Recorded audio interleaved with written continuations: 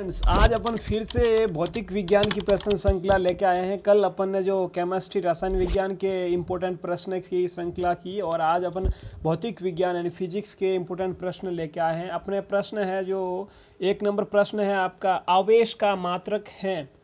आवेश का मात्रक क्या है आपको याद रखना, आवेश का मात्रक है कूलाम।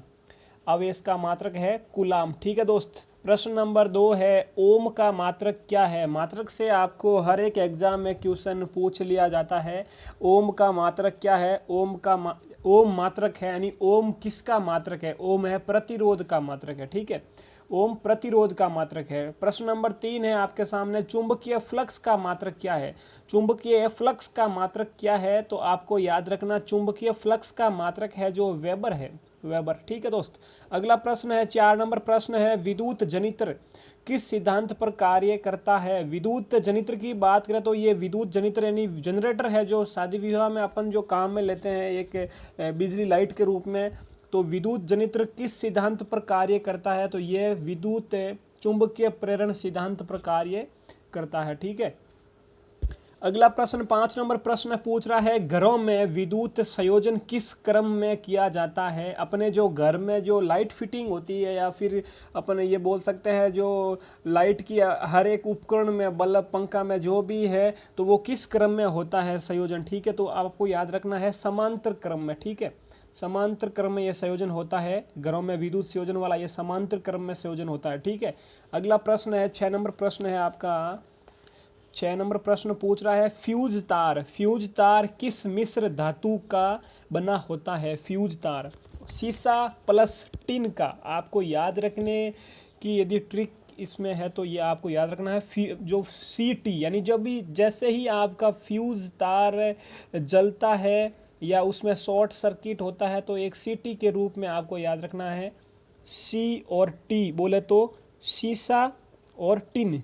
ठीक है, यानी ट्रिक के रूप में याद रखना आपको C और T यानी सीसा और टिन। ठीक है, फ्यूज तार में किस मिश्र धातु, फ्यूज तार किस मिश्र धातु का बना होता है आपको याद रखना है CT। CT से सीसा और टिन धातु। ठीक है।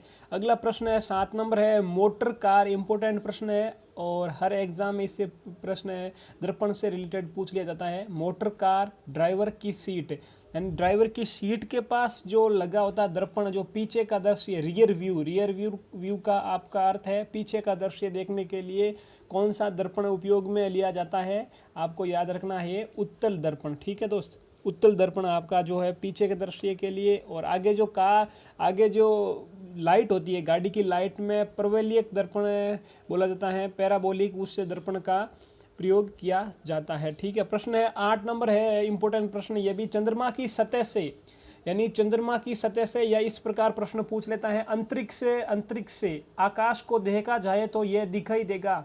चंद्रमा की सतह से यदि आकाश को देखा जाए तो आकाश किस प्रकार किस रंग का दिखाई देगा। ये काले रंग का आकाश दिखाई देता है हमें। यहाँ से भूमि से यहाँ से हमें ये हल्का आसमान कलर ब्लू कलर में नजर आता है, तो वहाँ चंद्रमा से यानी अंतरिक्ष से आपको ये काले रंग का दिखाई देगा आकाश। ठीक है। अगला प्रश्न है 9 नंबर प्रश्न है, प्रकाश के किस रंग की तरंगदैर्घ्य सर्वाधिक होती है। इंपॉर्टेंट प्रश्न ये भी, प्रकाश के किस रंग की यानी प्रकाश के किस रंग की तरंगदैर्घ्य सर्वाधिक होती है। तरंगदैर्घ्य का मतलब होता है कम फैलाव, प्रकीर्ण होता है फैलना, और तरंगदैर्घ्य यानी लाल रंग, जो लाल रंग है इसका तरंगदैर्घ्य सर्वाधिक होता है। इसी कारण हम देखते हैं कि ट्रैफिक लाइट में भी लाल कलर का प्रयोग किया जाता है, यानी लाल रंग की जो लाइटें होती है वो ट्रैफिक लाइट में भी प्रयोग की जाती है क्योंकि वो फैले कम और दूर तक दिखाई दे। ठीक है, इसी कारण जो है पूछ रहा है किस रंग की तरंगदैर्घ्य सर्वाधिक होती है। आपको याद रखना लाल, और प्रकीर्ण किसका होता है, किस रंग का, तो होता है ब्लू का। ठीक है दोस्त। अगला प्रश्न 10 नंबर प्रश्न पूछ रहा है, किस फर्श पर दौड़ने में अत्यधिक कठिनाई होगी। यानी आपको एक सीमेंट की फर्श दे दी जाए, एक जो है एक रोड कह सकते हैं डॉमर की फर्श दे दी जाए, या फिर अलग अलग 2 फर्श दी जाए और एक आपको कांच की फर्श दी जाए, तो कौन सी फर्श पर आपको दौड़ने में कठिनाई महसूस होगी। यानी आप ये कह सकते हैं कांच से बनी जो फर्श होगी उस पर आपको दौड़ने में कठिनाई महसूस होगी। कठिनाई महसूस क्यों होगी? क्योंकि वहाँ पर आपको घर्षण कम मिलेगा कांच की फर्श पर और दौड़ने में कठिनाई होगी। ठीक है, प्रश्न 11 नंबर लेके आए अपना आपके लिए इम्पोर्टेंट प्रश्न है, हीरे के चमकने का प्रमुख कारण क्या है? हीरा चमकता है, इसका प्रमुख कारण क्या है? पूर्ण आंतरिक परावर्तन।